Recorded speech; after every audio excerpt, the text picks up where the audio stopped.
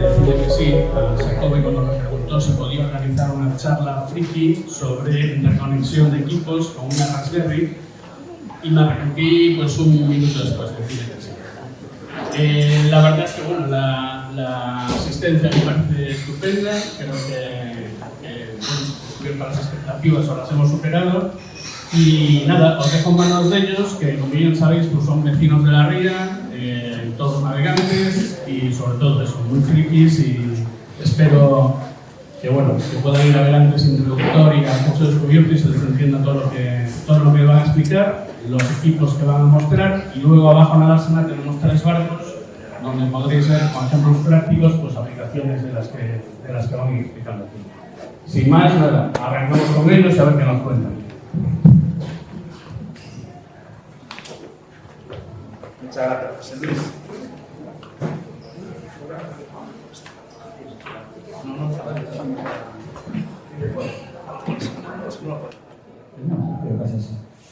Bueno, buenas tardes a todos, muchas gracias por venir. Soy Vicente Goyanes, el armador del CRISMI, y os voy a intentar explicar un poco lo que pensamos que es el primer paso, ¿no? En el tema de la Raspberry Pi y todo este tema del software libre aplicado a la electrónica náutica. Pues el primer paso sería cómo conseguimos conectar este nuevo equipo dentro de la electrónica de nuestro barco, ¿no? Y para, la Raspberry Pi es esta, seguro que ya todos la conocéis, esta pequeña electrónica que veis ahí en esa mano. Y para ver cómo la conectamos al barco hay que tener unas ciertas nociones de cómo funciona o cómo se interconecta la electrónica que ya tenemos en nuestro barco, ¿no? Realmente, pues ahí os pongo una foto, un ejemplo en el que hay pues electrónica de varias marcas, desde Garmin, Plotter, Raymarine. Alguna está conectada pues con sus cables específicos que son diferentes, y otra, como veis aquí, un móvil con Avionics que está poniendo datos también de profundidad, y al final del todo una cosa que veremos ahora más en detalle, que es pues una tableta con toda una serie de datos recolectados de toda la electrónica, ¿no? Realmente la pregunta es esta, ¿no? O sea, intuitivamente todos nos damos cuenta de que tiene que haber pues un algo que es capaz de permitir que todos estos equipos diferentes entre sí transfieran información. Casi todos o muchos de ellos tanto reciben información como la emiten, podemos decir tanto que hablan como que escuchan, y dentro de toda esa red que vamos a ver ahora queremos colocar pues este nuevo equipo que es la Raspberry, donde luego cargaremos pues este software desarrollado de manera libre, ¿no? ¿Y qué podemos conseguir con esto? ¿Cuál es uno de los objetivos? Pues poder crear, como os decía, paneles de este tipo, ¿no? O sea, poder recolectar todos los datos del barco y de una manera fácil, utilizando pues, una tableta Android o un iPad o lo que sea, más o menos económico, crear nosotros esto a vuestro gusto y súper fácil. Con el ratón creáis estos paneles y ponéis los números que queráis. Incluso moveremos luego a partir de los datos del barco, del viento, de la profundidad, de la velocidad, podréis hacer cálculos y sacar otros datos, ¿no? Como veremos, la típica VMG, ¿no? La velocidad efectiva definida, o ángulos de deriva y cosas por el estilo. Bueno, entrando ya en materia, un poco de historia, ¿no? Al principio, los equipos electrónicos en el barco no se podían conectar, y de hecho aún sigue habiendo equipos, sobre todo equipos económicos, por ejemplo, los equipos económicos de NASA, el anemómetro económico de NASA, no se puede conectar con nada, vale para lo que vale y ya está. Después, claro, los fabricantes empezaron a hacer redes propietarias, lo que yo llamo ahí propietarias y secretas, porque aún a día de hoy estándares como soluciones de conexión propietarias como el SeaTalk de Raymarine no es público. O sea, lo que se sabe del SeaTalk es porque hay gente que se ha dedicado a hacer ingeniería inversa, a escuchar cómo funcionan los equipos y sacar esa información, porque Raymarine nunca lo ha dado, ¿no? Afortunadamente, claro, eso lo que hacía es que tenías que comprar todo de la misma marca y no podías mezclar marcas. Después surgió, pues eso, sobre los años, al principio de los 80, pues diferentes fabricantes se asociaron en la NMEA esta, ¿no? En Estados Unidos, la National Marine Electronics Association, y empezaron a sacar estándares para que sus equipos pudieran funcionar. El primero creo que fue en el año 80, pero bueno, el que más impacto tuvo, el primero que tuvo impacto realmente fue el NMEA 183, que aún a día de hoy sí que es un estándar de la industria, pero es un estándar cerrado. Si te quieres comprar el documento con las especificaciones, vale en torno a unos $2.000. Y bueno, la edición de NMEA 2000 y demás. Y finalmente, ahora recientemente, que será donde nos centremos al final, pues surgió pues, un estándar abierto, que es el famoso SignalCAP, que es algo creado pues, por gente navegante, cada vez tienen conocimientos informáticos y han pues creado algo que siendo libre, en mi opinión, pues llega a ser mejor que ninguno de los estándares de la industria actual. Bueno, para entender cómo funciona esto, con vuestro permiso, nada, dos toques de teoría para centrar el cómo luego vamos a hablar o un poco el léxico, ¿no? Lo primero es una simplificación extrema de cómo se definen las comunicaciones entre equipos electrónicos. Lo he reducido a dos capas. O sea, la capa física, le voy a llamar capa física a los cables, que serán un tipo de otro, o incluso en algunas ocasiones la capa física pues es el wifi, ¿no? Que no es física, pero es como la capa simplemente que realiza el transporte. Encima de esa capa física o de esos cables, los equipos, claro, lo que mandan son, simplificándolo, bits, grupos de bits, que bueno, se llaman datagramas, pero la clave es que esos bloques de bits que viajan tienen, también simplificándolo, dos partes. Uno que sería la cabecera, que nos dice qué es lo que va a venir dentro de ese paquete. Por ejemplo, hay una cabecera que nos dice que lo que va a venir ahora es la profundidad. O otra cabecera, en todos los estándares es así, ya veréis, que nos dice que lo que va a venir ahora es el ángulo aparente del viento. Y eso, bueno, pues está viajando por ahí. Entonces tenemos la capa física y esta parte de los bits moviéndose, que le vamos a llamar capa lógica, ¿no? Y un último concepto, que serían las topologías de red, que es otro nombre, bueno, en el cual se define, pues cada una de estas bolitas azules sería un equipo. Entonces es, bueno, pues cómo los conectas, ¿no? Esta primera es lo que se llama un bus, que es que todos ven a todos a nivel eléctrico, pero luego podría haber otras, pues un anillo en el que cada uno va con el siguiente, o una estrella en el que hay uno en el centro. Bueno, veremos cómo esto se utiliza dentro de los barcos. Pero voy ya directamente a hablar de los estándares reales que tenemos muchos en nuestros barcos, ¿no? El primero, como estándar de la industria, es el NMEA 183, que se llama así porque es el estándar 1 del 83, o sea que ya tiene sus añitos, más de 40 años. Y básicamente lo que hicieron entonces fue definir, pues a nivel de capa física, cogieron un puerto serie, que no es más que bueno, lo que tenían en aquella época. Imaginar cuántos son los ordenadores del año 83, aquellas impresoras de papel continuo en paralelo y pocas, y puertos series para conectarlos entre ellos en una velocidad muy baja. Entonces este estándar lo que definió es, para comunicar los datos se usan 4 cables, 2 para ir en un sentido y 2 para ir en el sentido de vuelta, y luego otros 2 para darle alimentación eléctrica a los equipos, ¿no? Es un cable un cable gordo con 6 litros. Entonces, ¿qué problema tiene esto? Que como tenemos un cable por el que hablamos y otro por el que escuchamos, solamente podemos conectar uno con uno, lo que se llama pues una topología de punto a punto, como aquí este esquema. Y si queremos hacer algo como esto, enchufar 3 juntos, en principio pues tenemos un problema grave, porque podría pasar que 2 hablaran a la vez y entonces el que quiere escuchar, pues escucha a 2 hablando a la vez y no se entera de nada. Y esto es relevante porque si en el barco, en un caso súper simple, tenemos ya 2 equipos de este estándar, NMEA 183, y queremos meter la Raspberry, nos veríamos en esta configuración de tener 3. Entonces, bueno, ¿qué podemos hacer?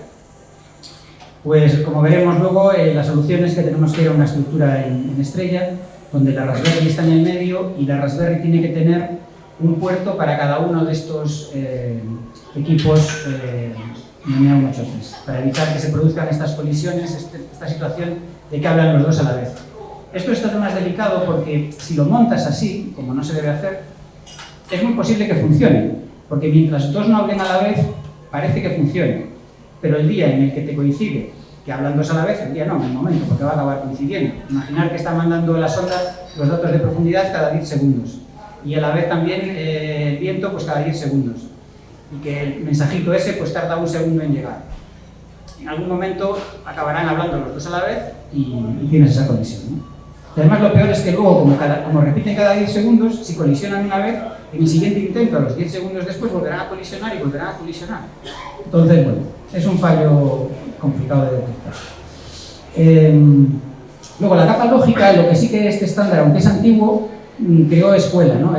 Como decíamos, los bits que viajan tienen una cabecera que identifica como la matrícula de lo que va a venir.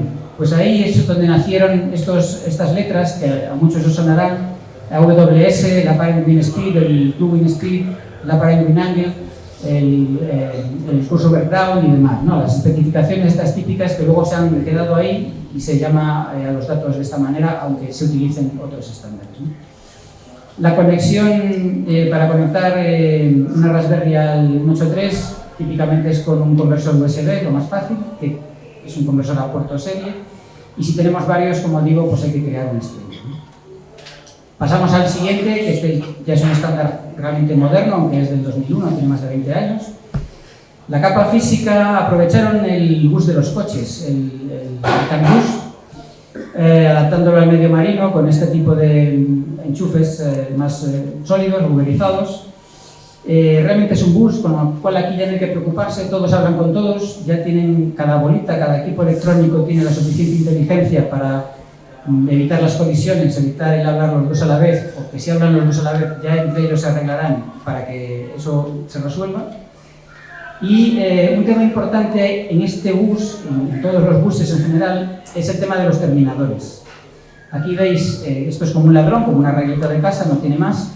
Estos conectores es donde podemos conectar equipos, y estos de los extremos no deberían de utilizarse para conectar equipos.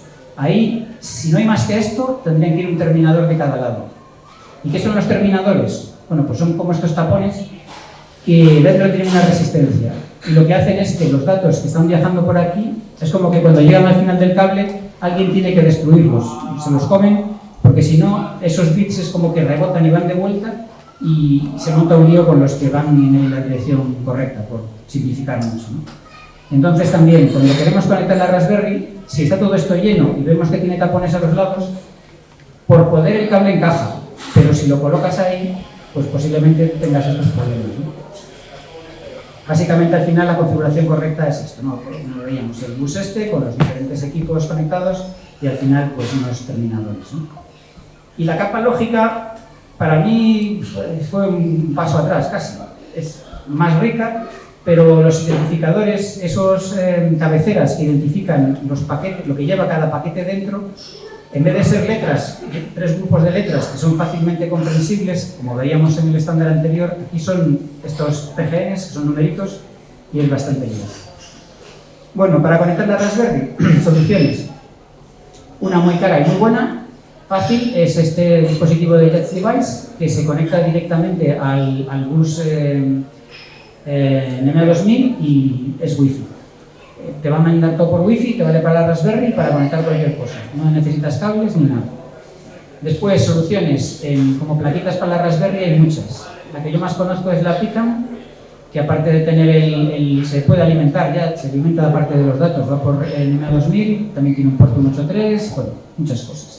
Y luego en plan económico, pues encontré, bueno, la verdad es que hay este equipo, esta tarjetita por 15 euros que no conocía y está muy bien. Y luego, fuera de los estándares de la industria, estándares cerrados, pero que aparecen mucho en nuestros barcos, en España y en Galicia, los de Raymarine. Hay muchísimos equipos de Raymarine y en concreto los equipos antiguos de Raymarine se consiguen muy baratos, usados y funcionan aún a día de hoy muy bien. Incluso los de la marca Autohelm, que fue el germen del que luego surgió Raymarine, de algún modo. El bus que usan, el Seatalk 1, aunque es del año 89, ya es un bus de verdad y la verdad es que es sorprendente que consiguieran en el año 89 hacer un bus náutico o naval con 3 hilos, llevando potencia y datos, y aún a día de hoy funciona muy bien.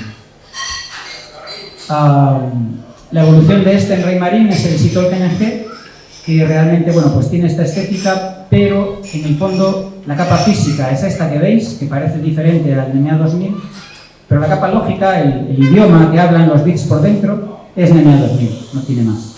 Y lo bueno que tiene es que es muy fácil conectarlo a NMEA 2000 porque es lo mismo, no es más que un cable adaptador como este de aquí, y también es muy fácil conectarlo al Seatalk 1. Y ya para acabar, en cuanto a estándares, pues el que veíamos al principio como el estándar abierto que surgió de la comunidad, el Signal-K, cuya capa física realmente no inventaron la rueda, usaron Ethernet y Wi-Fi, que es lo que hay a nivel informático actualmente.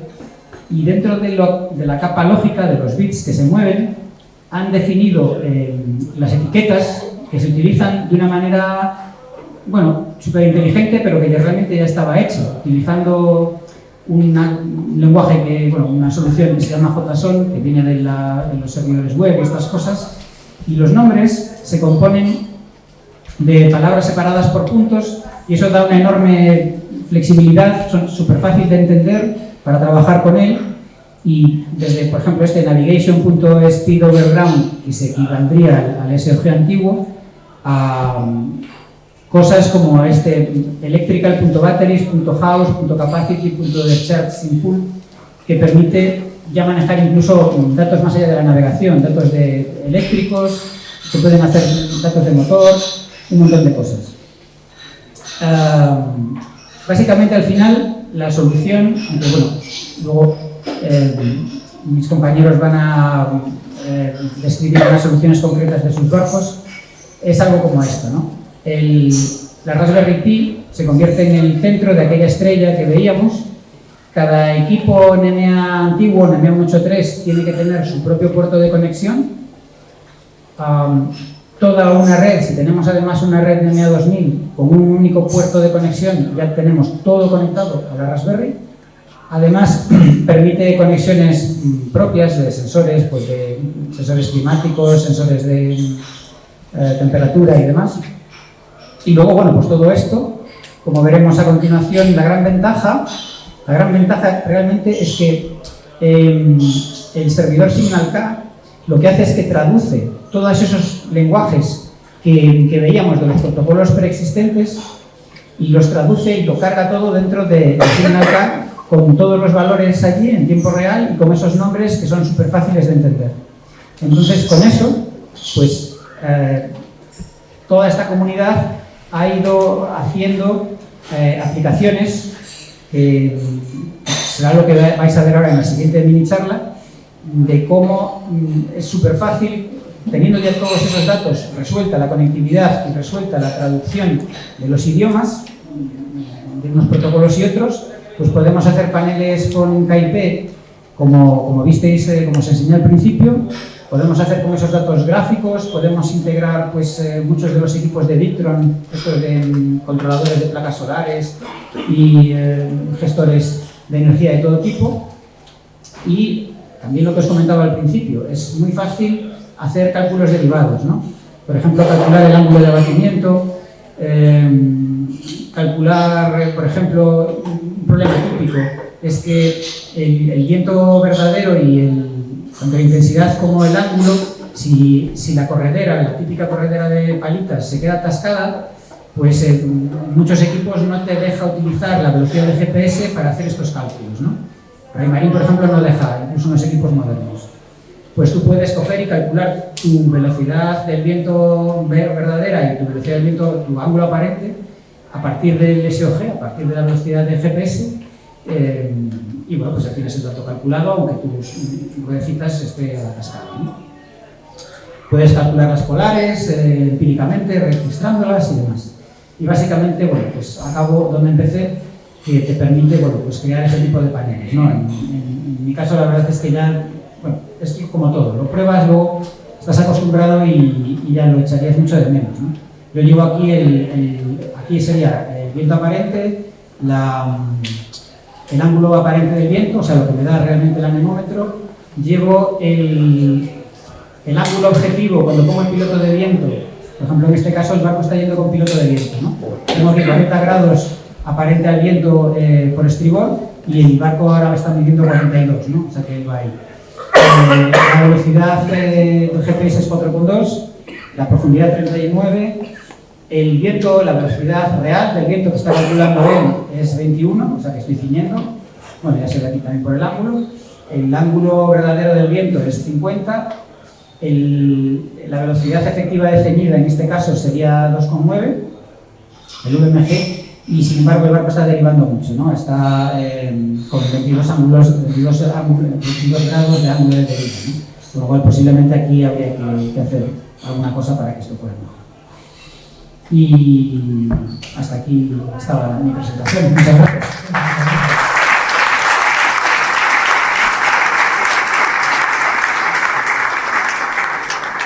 Sí, no sé si tenéis alguna pregunta para mí, si no, pasamos a la siguiente. No sé si no se entendió mucho o fue todo demasiado claro. Bueno, al final todo. Sí, si no, al final, sí.